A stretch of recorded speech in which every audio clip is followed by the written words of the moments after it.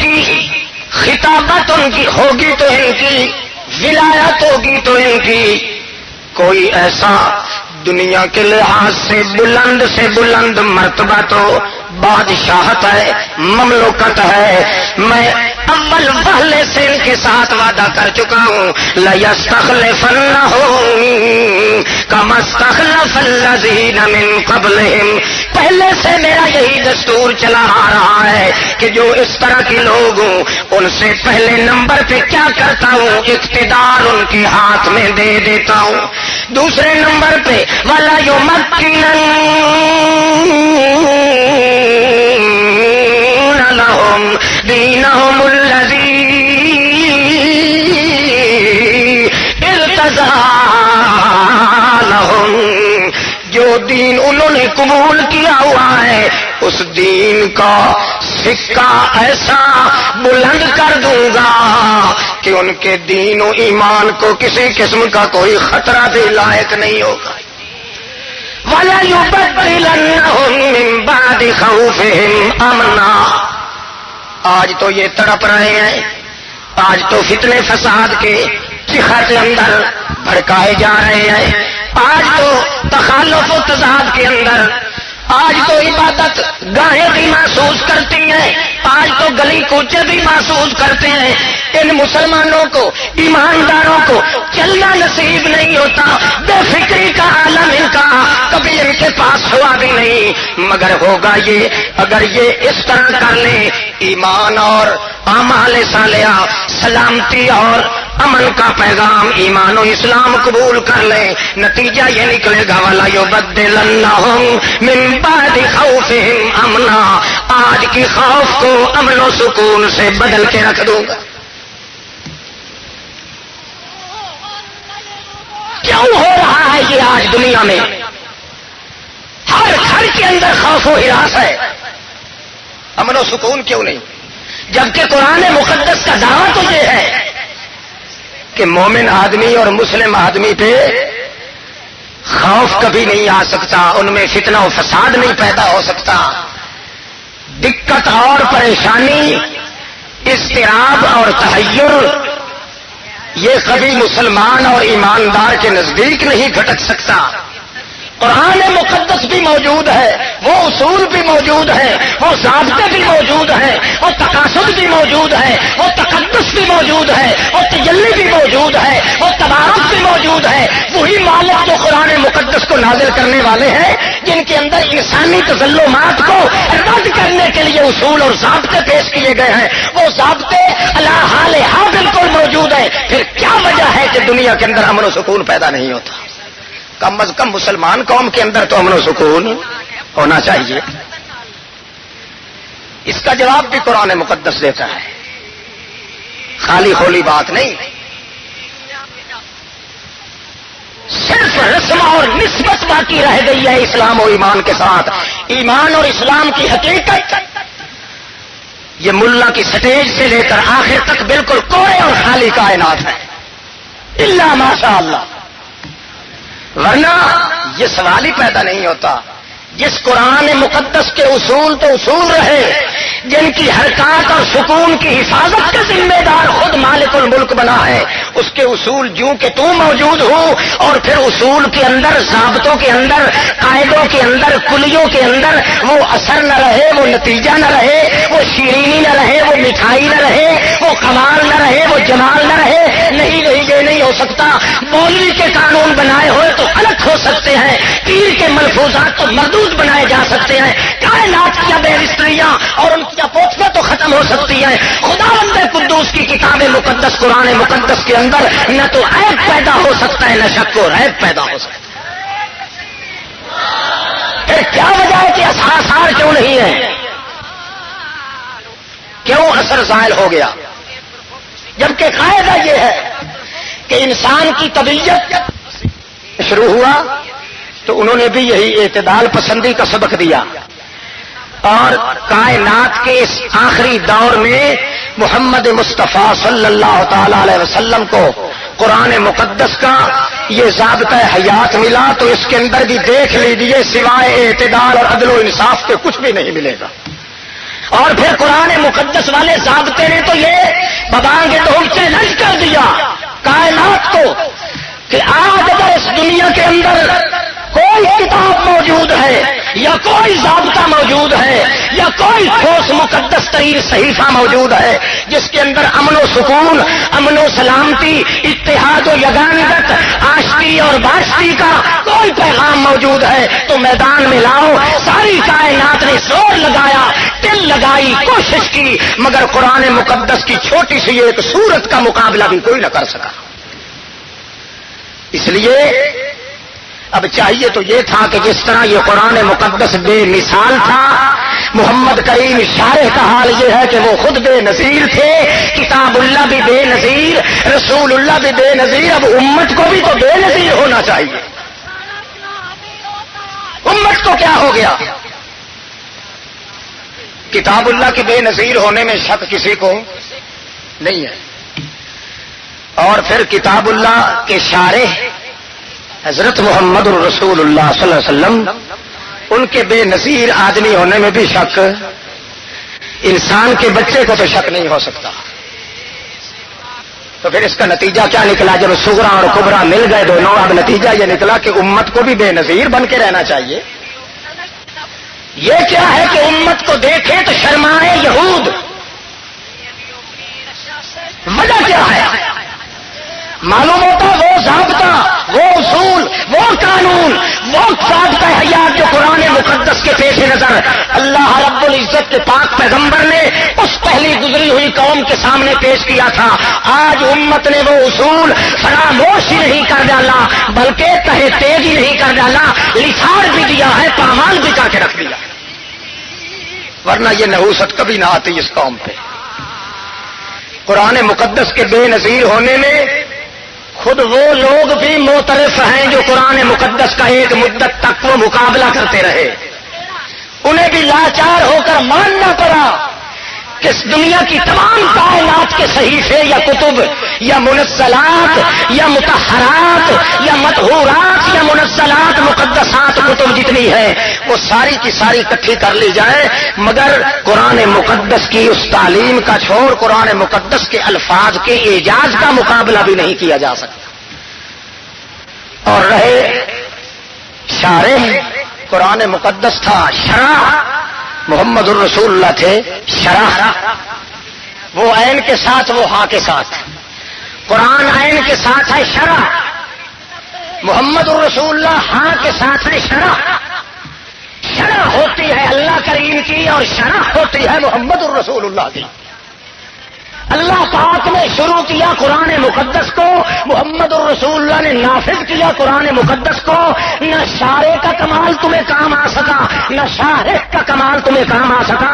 اب سوال یہ پیدا ہوتا ہے کہ امت کس پیغمبر کا رنگ قبول کرنے کے لیے تیار ہے جب کہ پیغمبر کریم کی کتاب مقدس کا رنگ اس امت پہ نہیں چڑھ سکا۔ رسول عربی کا حال یہ ہے کہ جس کسی صحابی سے کو پوچھنے والا پوچھتا ہے تو بول اٹھتے ہیں میاں پیغمبر بہت گزرے ہیں مگر ہمارے پیغمبر جیسا لم یخلق الرحمن مثل محمد، لم یخلق الرحمن مثل محمد ابدا وحقق اللہ یخلق لا عیب فی سوا اللہ شبیہ لہ، لا عیب فی سوا اللہ شبیہ لہ فی الحسن والخلق والالطاف والشیم۔ او سوال کرنے والے یہودی، تو نے یہ سوال کیا ہے کہ تمہارا پیغمبر کوئی انوکھا تو کوئی نہیں، پہلے انبیاء علیہ الصلوۃ والسلام بھی گزر چکے ہیں، اعلیٰ سے اعلیٰ پیغمبر گزرے ہیں، تم نے آسمان پہ اٹھا رکھا ہے، سر پہ چڑھا رکھا ہے اپنے پیغمبر کو، یہ کوئی پہلے انبیاء کی جنس سے کوئی نرالی جنس کا پیغمبر تو نہیں ہے۔ اس لیے صحابی کہتا ہے لا عیب فی سوا اللہ شبیہ لہ، او یہودی ہمارے پیغمبر میں کوئی عیب نہیں سوائے ایک کے، ایک ہی عیب ہے ہمارے پیغمبر کے اندر اور دوسرا عیب کوئی نہیں ملا ہمیں. وہ خوشوں کے بغلے بجانے لگا. چلو میاں شکر ہو گیا, ایک عیب ایک کمزوری تو یہ خود مان رہے ہیں, اور اگر وہی ایک عیب اور کمزوری یہ خود بیان کر ڈالیں تو کسی نہ کسی ہیلے بہانے سے دوسریاں کمزوریاں ہم ٹٹول کر کے تلاش کر لیں گے. صحابی سے پوچھتے ہیں, صحابی کہتے ہیں ہاں یہی ایک عیب ہمیں ملا ہے محمد رسول اللہ میں, اور کوئی عیب نہیں ملا. لا عیب فی سوا اللہ شبیہ لہ فی الحسن والخلق والالطاف والشیم, اور تو کوئی عیب نہیں مگر یہی عیب ہے کہ محمد رسول اللہ جیسا موتی اللہ نے پیدا کوئی نہیں کیا. کتاب اللہ بھی بے نظیر, رسول اللہ بھی بے نظیر, اور امت اس کو بھی تو کوئی لقب دو نا. ہاں امت کے جس حصے سے خطاب فرمایا محمد الرسول اللہ نے وہ تو بے نظیر تھی. اپنا خیال بنائیے, اپنے بارے سوچئے کہ ہم اور آپ کیا ہیں. ان کا تو کہنا ہی کیا ہے, ان کے متعلق تو اللہ پاک نے خود قرآن مقدس میں ذکر کر دیا. واقعی جس طرح کتاب اللہ بے نظیر تھی, میرا رسول اللہ بے نظیر تھا, اس طرح جو لوگ آپ کے حوالہ صحبت کے اندر یا دامن صحبت کے اندر یا کنارے آفت تعلیم نبوت کے اندر آئے, چاہے وہ آل تھی, چاہے وہ اصحاب تھے, چاہے وہ ازواج تھے, چاہے وہ پیغمبر کریم کے پیٹ والے, چاہے پیغمبر کی سٹیج والے, چاہے پیغمبر کی سیج والے, جو بھی تھے, جن جن لوگوں نے یہ سننے کا موقع جن کو نصیب ہوا, ان کے متعلق تو اللہ رب العزت نے اعلان کر دیا رضی اللہ رضی اللہ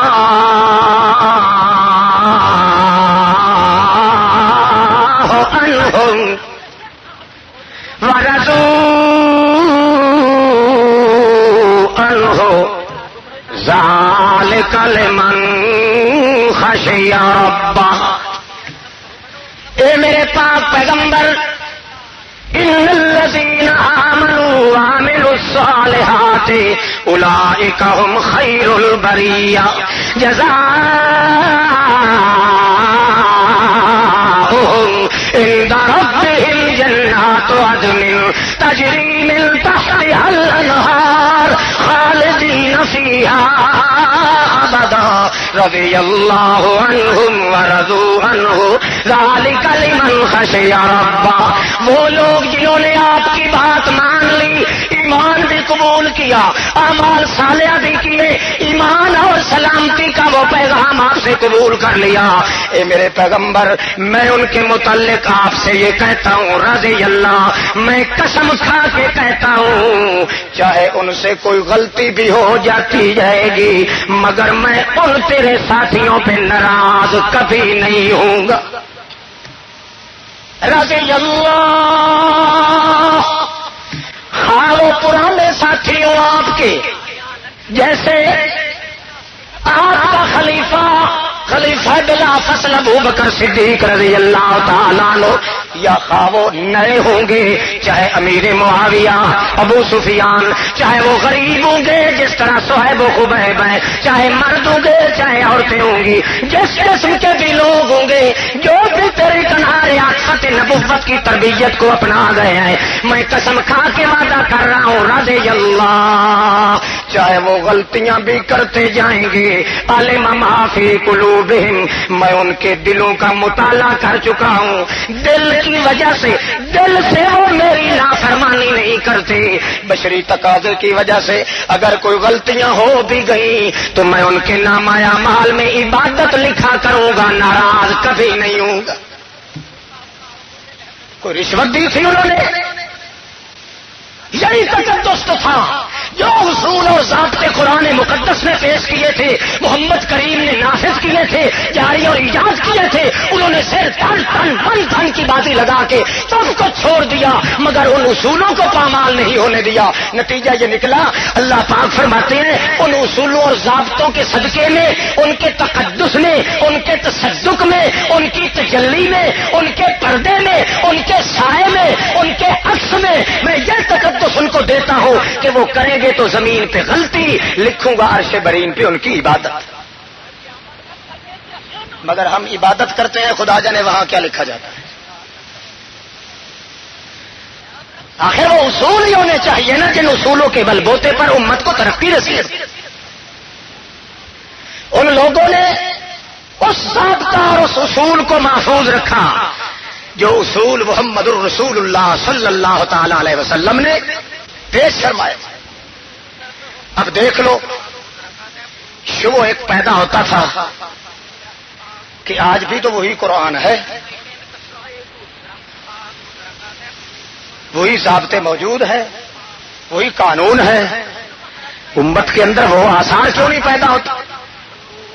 قرآن پاک اس کا جواب دیتا ہے کہ ایمان ہے مگر اخلاص نہیں ہے. ایمان بھی ہے ساتھ شرک بھی ہے. ایمان بھی ہے، اس ایمان پہ ظلم کی چادر بھی چڑھا رہے ہیں. الذین آمنوا ولم یلبسوا ایمانہم بظلم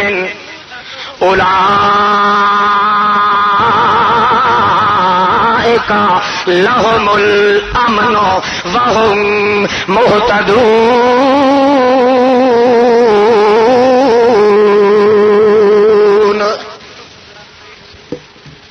الذين آمنوا ولم يلبسوا ایمانهم بظلم، جو لوگ ایمان تو قبول کر لیں، اللہ کے پاک پیغمبر کا وہ جاری کردہ نافذ کردہ اصول اور ضابطہ ایمان و اسلام والا تو قبول کر چکے ہیں.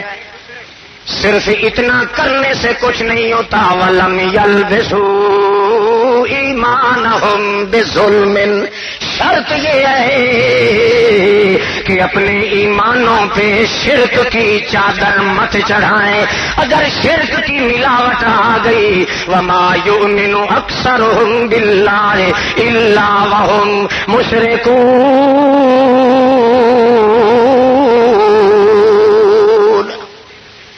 ایمان کا کلمہ بھی پڑھتے جا رہے ہیں اور قبریں بھی چاٹتے جا رہے ہیں.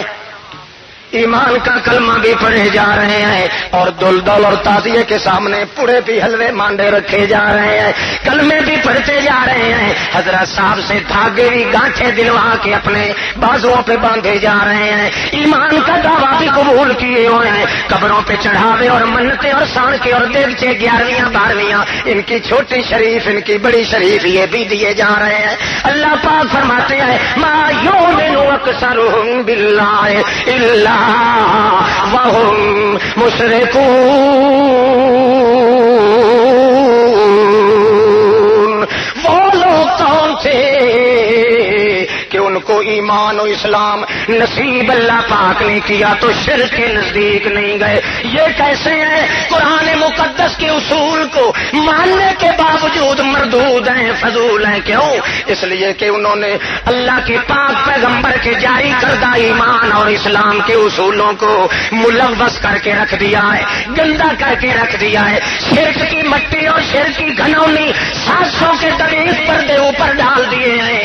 اب کوئی کہنے والا اللہ کا دین بتلائے تو کتوں کی طرح پیچھے پھاڑ ڈالنے کے لیے تیار تو ہو جاتے ہیں.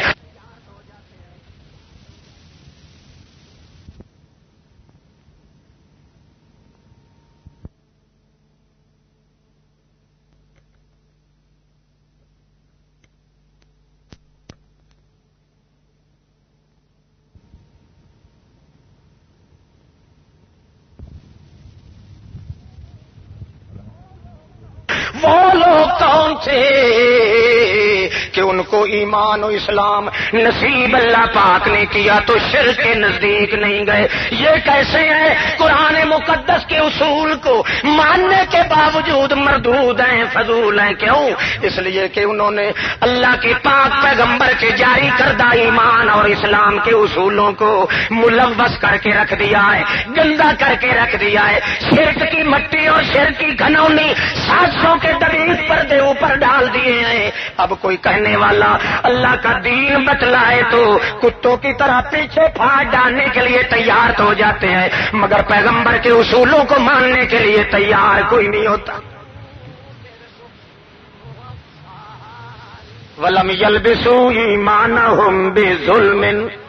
صحابہ کرام پوچھتے ہیں اَيُّنَا لَمْ يَظْلِمْ نَفْسَهُ یا رسول اللہ، کون ہے ہم میں ہے اللہ کے پاک پیغمبر جس نے کسی نہ کسی طریقے سے اپنی جان پہ ظلم نہ کیا ہوا ہو، اور تیرا اللہ پاک تو فرماتا ہے کہ میں ان کو معاف کروں گا، امن ان کو دوں گا، اہتداء و ہدایت ان کو دوں گا جن لوگوں نے اپنے ایماندار ہونے کے باوجود